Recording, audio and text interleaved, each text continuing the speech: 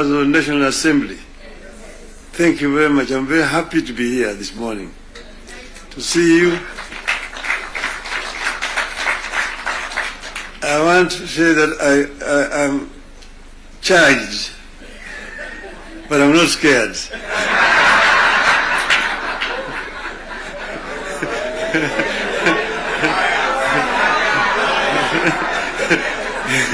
You know, I've been a member of Parliament for this constituency for 20 years.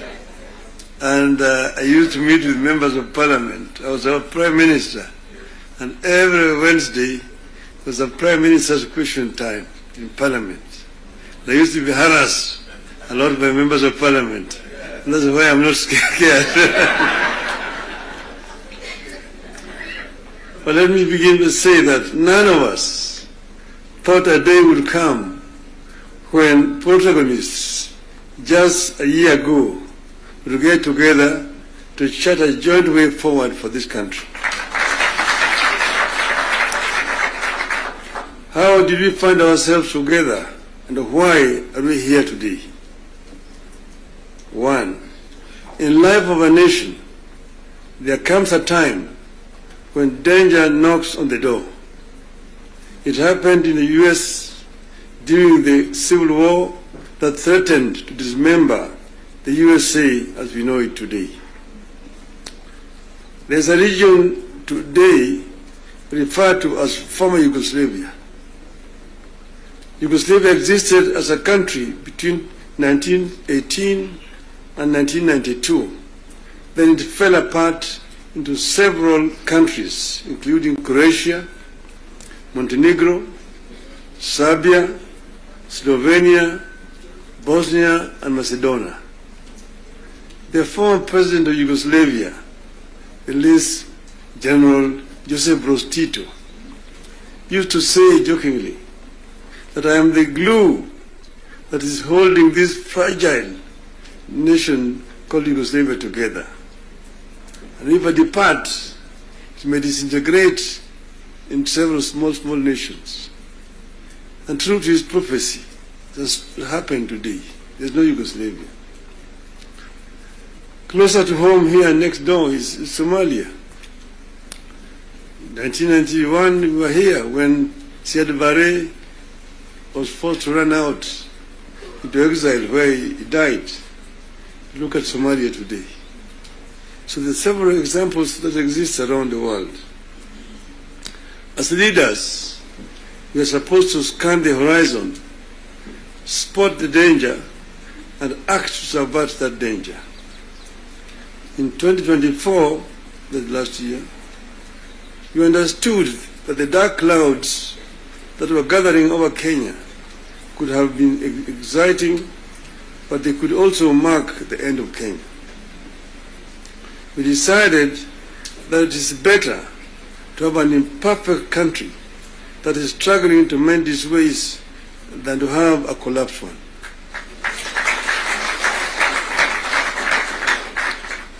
We came together to create an environment in which we can discuss our issues and differences as people of one nation. As you know, and as you know here, there are countries that cannot discuss their issues at home.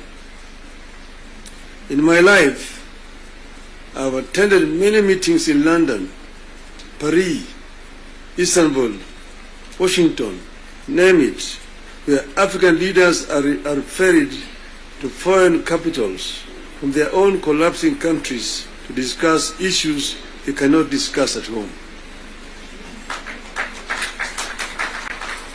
We go together to spare Kenyan that shame.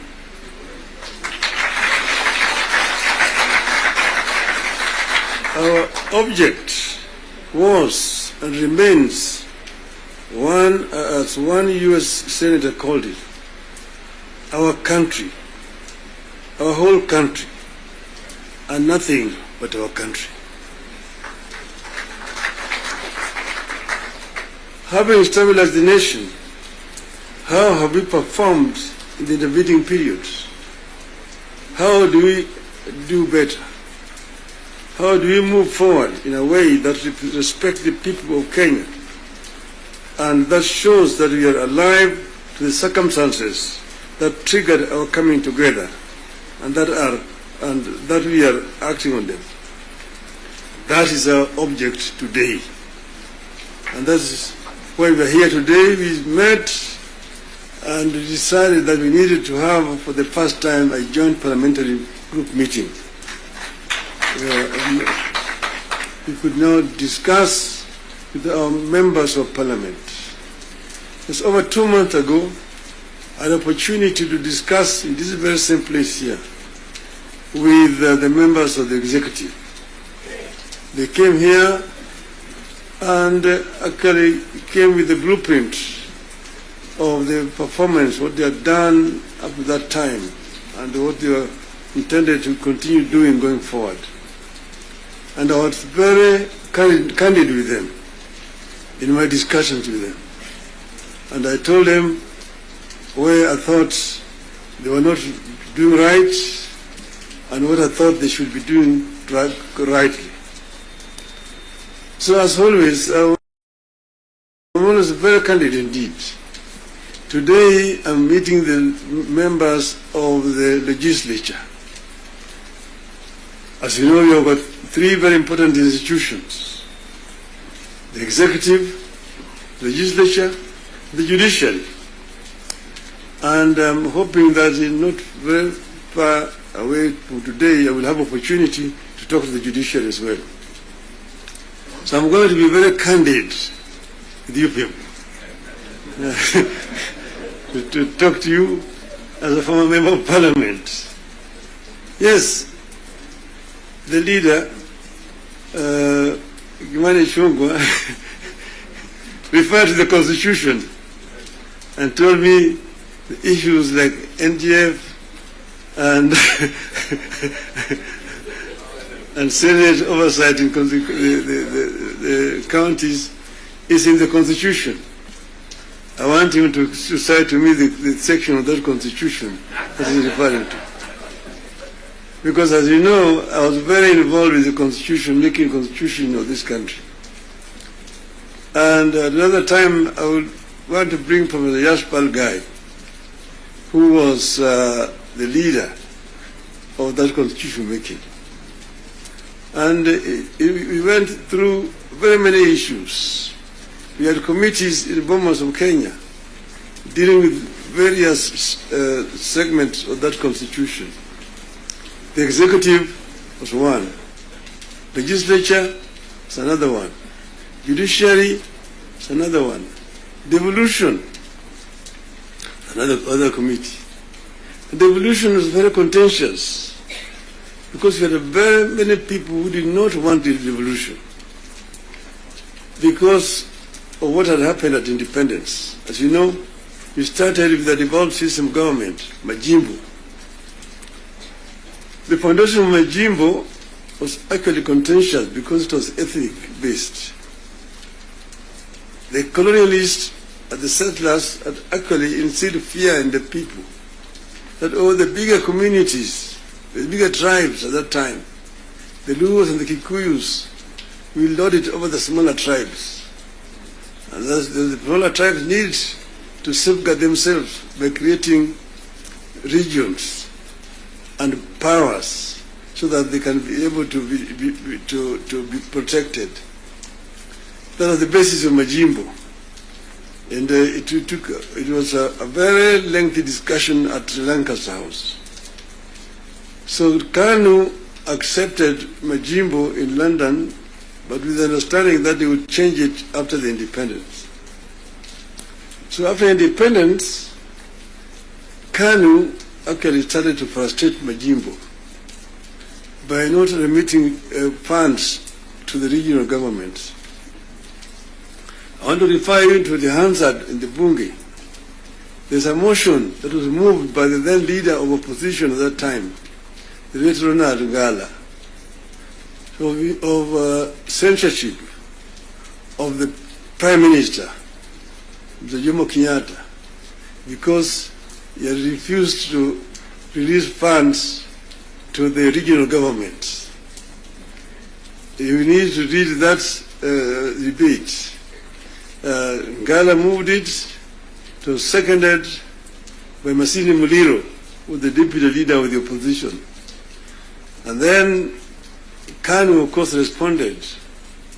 First Jaramogi, Oginga Odinga, and then Tom Mboya responded to that motion. The motion was defeated, but that debate actually is very historical.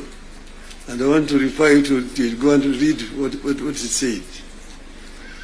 Eventually, Kadu, of course, had to fold up and dissolve, and then eventually Majimbo was also dissolved through a constitutional amendment. And then what happened was what? They created a Ministry of Local Government, which was given a lot of powers, Ministry of Local Government. So the Minister of Local Government became an executive minister, just like a Minister for Finance under that constitution at that time. Now they were county councils down there, that we kept 265. But then they could not do anything without authority in writing for the Minister of Local Government. So we had all these documents when we were there at Bomas. But then we said we wanted to give more autonomy to the counties so that service delivery could be better improved.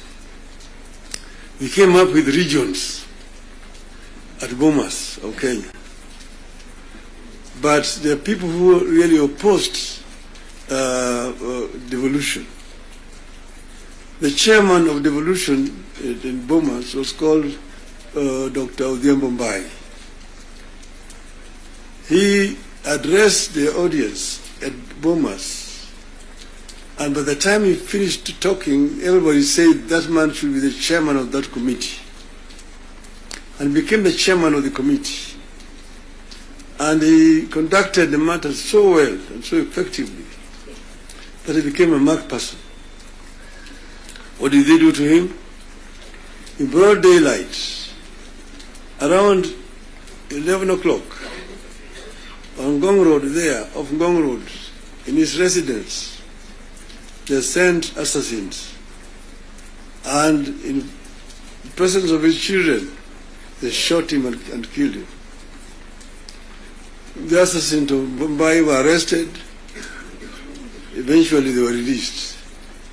So I just want you to know that the revolution has got very many people and very powerful people in this country today. Then after that, because you know that ODM is a product of constitution making. And one of the founding members of ODM is sitting here with you. The other one is the former president, who is a member, and quite a number. We are going to have the 20 years of ODM in October, and all the founding members are going to be invited.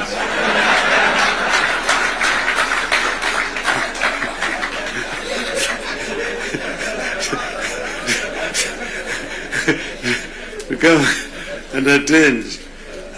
Now you see, we said that we give clear, responsibilities.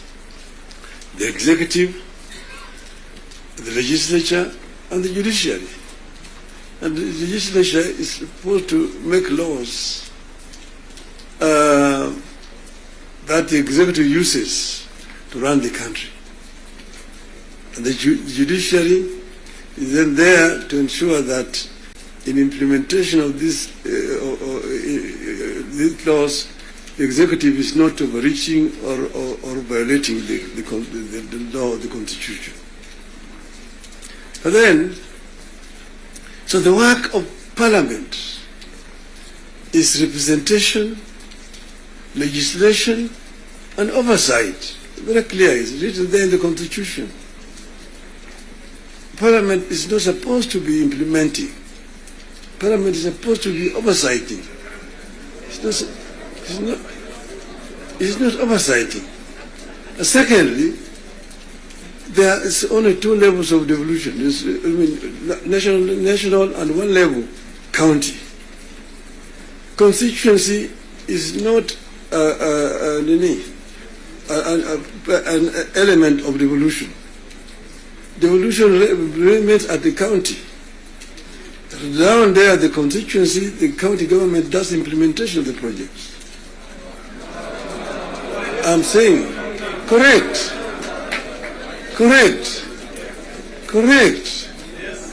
Down at the constituency, it's the county government.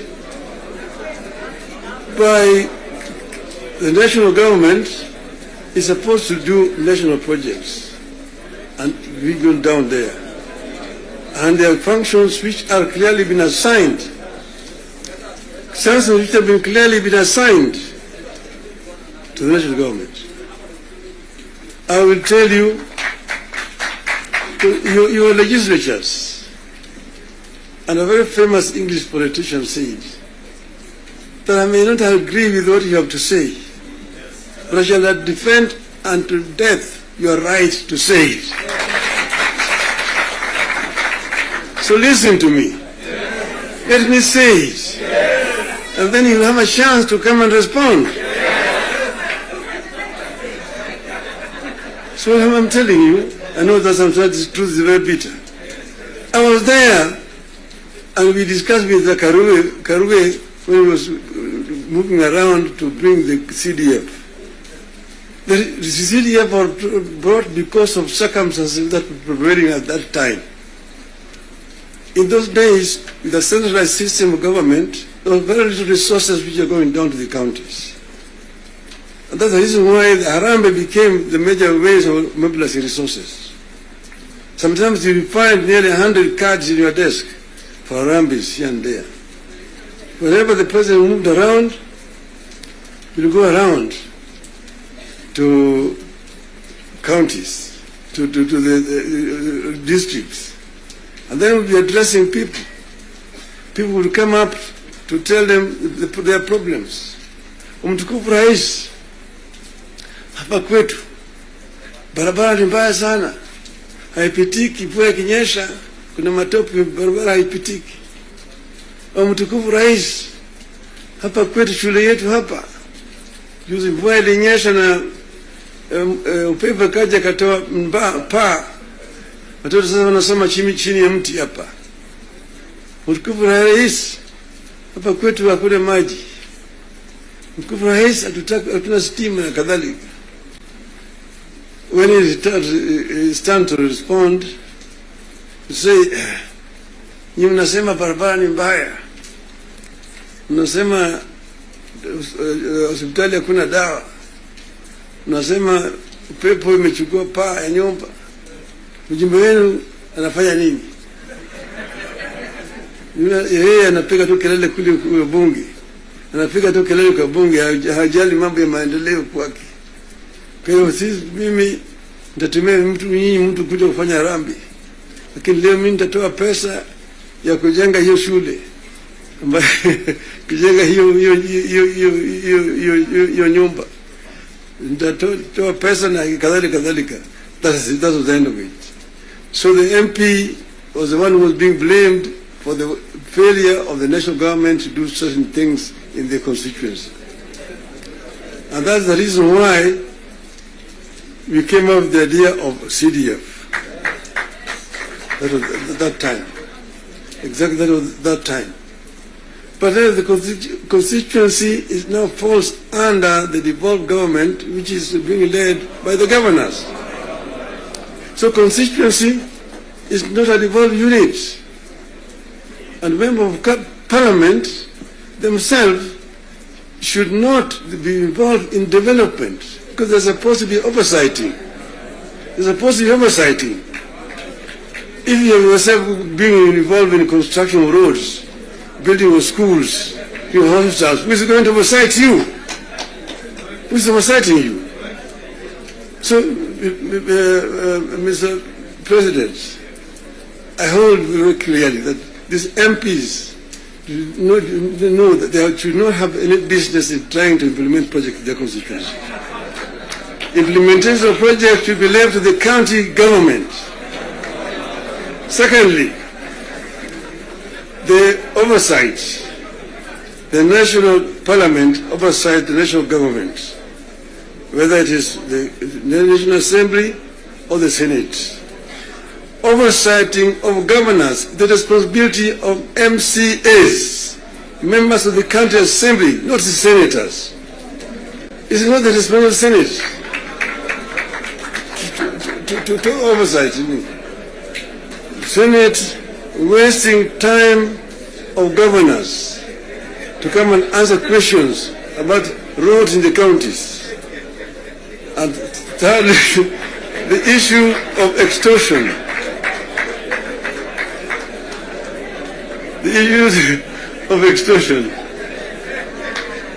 The issues of extortion. Majority Leader, you talked of, you didn't talk of extortion, you talked of lobbying. Lobbying is okay.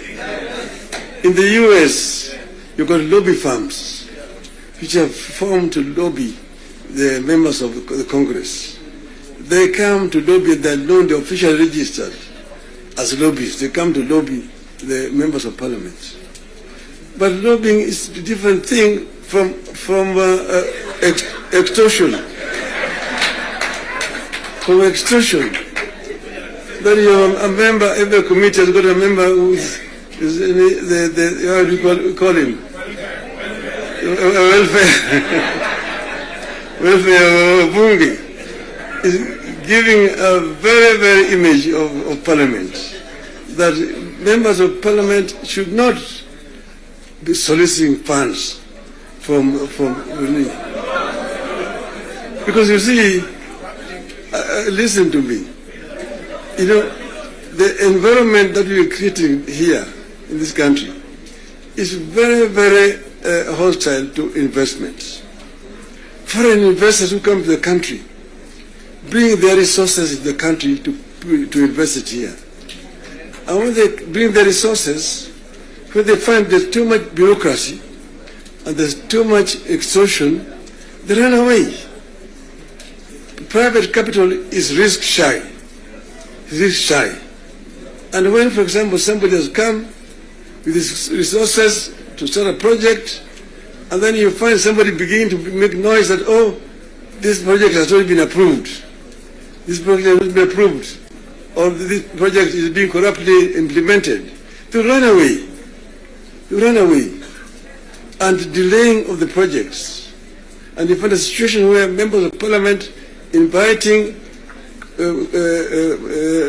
parastatals and so on, and even purporting to be cancelling projects that have been signed. That is the work of the executive, not the work of the legislature. So the legislature should not be competing with the executive in terms of implementation of projects. Allow the executive to implement and just correct them when they go wrong. That is the country will develop. Create a healthy environment for implementation of projects in the country. Then this country will develop. I know I'm being too honest with you people. And I know that the facts, the truth sometimes is so painful, but I think it is important to say this to honorable members of parliament. Thank you very much. May I now invite my brother to come and address you people.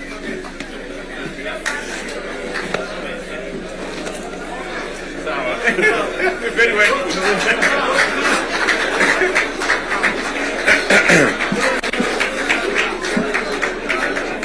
Thank you very much, the Right Honorable Prime Minister Raila Odinga. Ladies and gentlemen, let's take our seats. Thank you very much.